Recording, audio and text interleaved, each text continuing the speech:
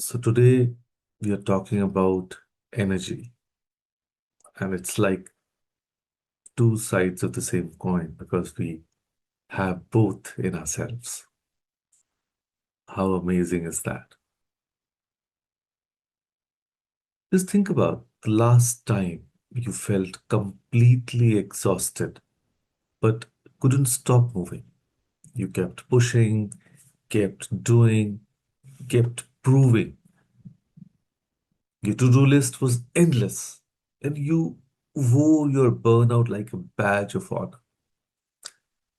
And now think about another moment when you gave so much of yourself that you disappeared. When you said yes, but when you meant no.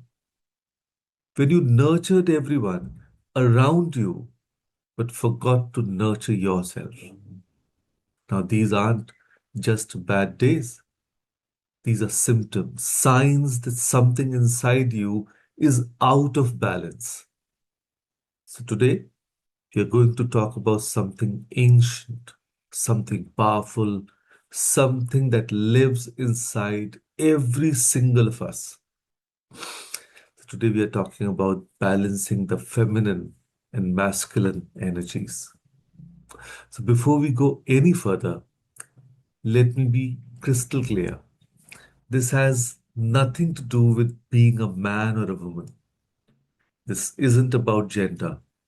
This is about energy, forces, qualities that exist in all of us, regardless of what's on our Aadhaar card. So think of it like this: the sun and the moon, they do not compete, they balance each other, and the world thrives. The sun doesn't try to be the moon, and the moon doesn't apologize for not being bright enough. They each do their part, and together they create rhythm, tides, seasons, life itself. So, inside each of us, these two energies dance. And when they are in harmony, magic happens. When one dominates the other for too long, that's when we burn out, shut down, or lose ourselves completely. So, this feminine energy is actually intuition, flow, receptivity, nurturing, creativity, being. It's the part of you that feels deeply, that connects, that creates space for things to unfold naturally. It's the pause between breaths, the wisdom that can't be explained, only felt. And masculine energy, it's direction, action, logic, structure, doing, achieving. It's the part of you that sets goals, makes decisions, protects boundaries, and moves forward with clarity. And it's the arrow that knows where it's going. So we need both, always have. But somewhere along the way, we've gotten really, really confused about this. So let's talk about what's actually happening in our lives, and especially in Indian culture where the script is written before we are even born.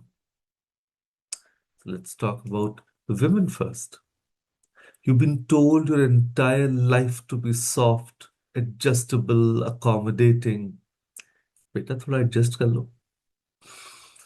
So your feminine energy is celebrated until it's not. Until you need to negotiate your salary, set a boundary with your in-laws, or demand respect. And then suddenly you're told you're too emotional or too sensitive. So what do?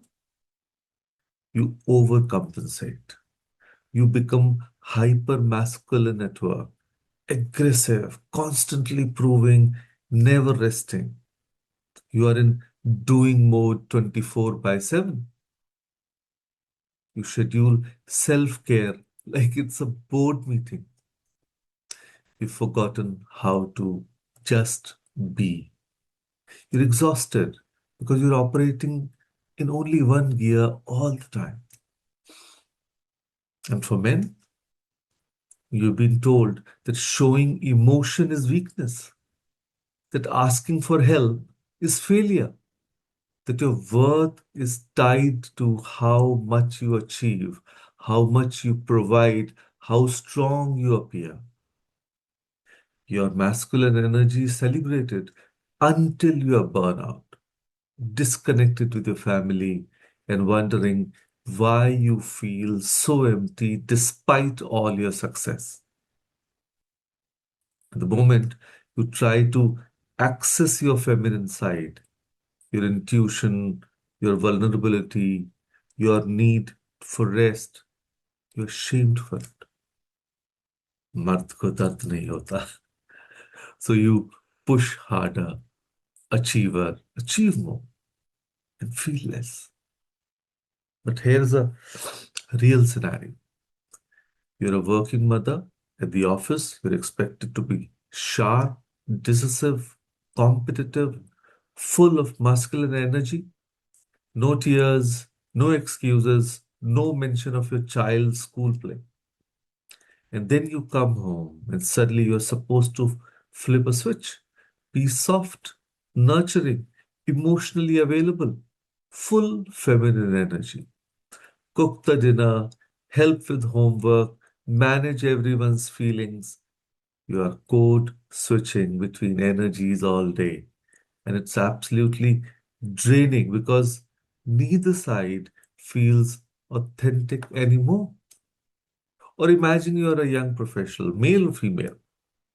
You're building your career, so you're in constant hustle mode.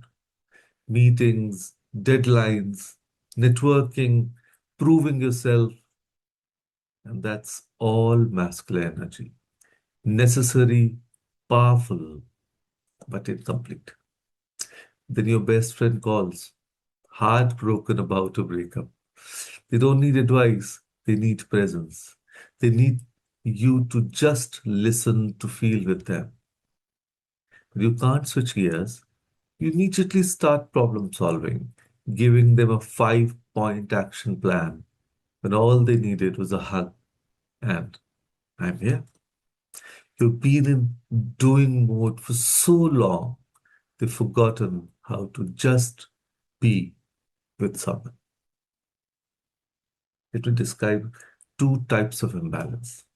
And I want you to honestly ask yourself which one sounds more familiar to you. Masculine imbalance, the overdoer. You're always busy, always productive, always achieving. Your calendar is color coded. Rest feels like weakness. You measure your worth by your output. You give advice when people just want empathy. You can't sit still without feeling guilty. You've turned yourself into a productivity machine, and honestly, you're running on empty but too scared to stop because stopping feels like failing. You say things like, I'll rest when I'm dead. Sleep is for the weak. Or if you want something done right, do it yourself. But if I talk about the feminine imbalance, the overgiver, you're always accommodating, always sacrificing, always putting others first. You can't say no without drowning in guilt. You become so good at reading everyone else's emotions that you've forgotten what yours feel like. You're the emotional dumping ground for your entire family. You give and give and give.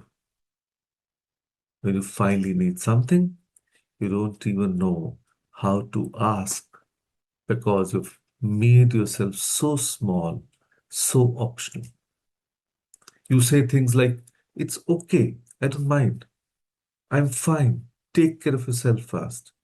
I don't want to be a burden. Sounds familiar? So most of us are tilting heavily in one direction, wondering why life feels so hard.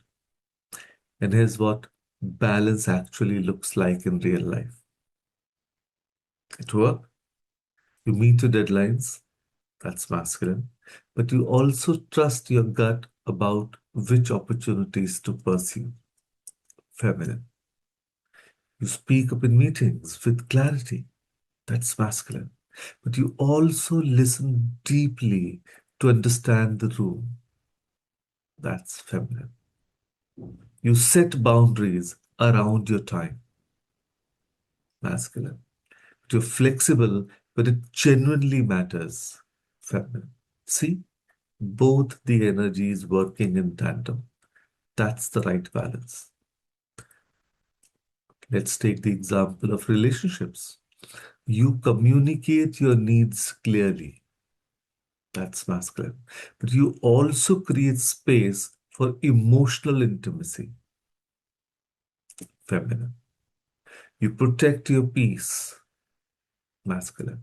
But you remain open to vulnerability. Feminine. You plan the logistics. Masculine. But you also allow spontaneity and presence. That's feminine. Once again, working in tandem. But you must learn to be with yourself.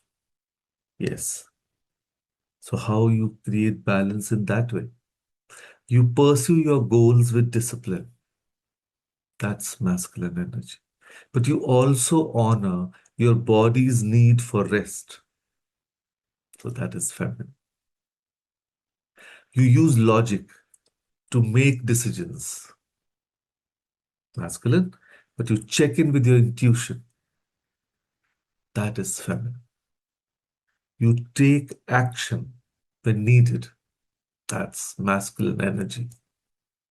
But you also allow things to unfold naturally when forcing isn't the answer. That's feminine. So balance, see, doesn't mean being 50-50 all the time. It means being fluid, knowing when to push and when to pause, when to speak and when to listen, when to give and when to receive, when to do and when to be. Just be. The sun shows up every morning without apologizing for its brightness. The moon shows up every night without competing with the sun's light. And they each play their part, and the world keeps spinning. So, here's what nobody tells you: you're already home. Yes, you are already home. Both energies already live inside you. You don't need to become something you're not. You just need to stop abandoning parts of yourself because someone told you they were wrong. Your softness isn't weakness, it's power. Your strength isn't coldness, it's protection. Your intuition isn't illogical, it's wisdom your mind hasn't caught up with yet. Your ambition isn't selfish, it's self respect. So, when you balance these energies, you stop performing and start living. You stop exhausting yourself trying to be one thing and start embracing the full spectrum of who you are. The magic isn't in choosing one over the other, the magic is in the dance between them. So, here's your homework for the day. And I need you to be really honest with yourself. First, reflect. Where am I leaning too much? Is it overdoing? That is the masculine imbalance. That is, are you constantly pushing, achieving, never resting? Do you feel guilty when you're not productive? Or you are over sacrificing? That is the feminine imbalance. Are you always giving accommodating, disappearing? Do you feel guilty when you prioritize yourself? Take a moment right now. Be honest. Where's your imbalance? And I would love if you can actually post it in the chat box. What do you feel? What kind of an imbalance are you going through? And then choose one balancing action today. If you're overdoing, rest without justifying it. Say no to one thing. Ask for help. If you're over sacrificing, state one need clearly. Take up space. Do something just for you without explaining why. One action today, not tomorrow. Because balance isn't a destination you arrive at, it's practice, a daily recalibration, a commitment to honoring all of who you are. And always remember, the sun and the moon don't compete, they dance. So start dancing. So, with that thought, thank you. Thank you, everyone, for joining us today. Thank you.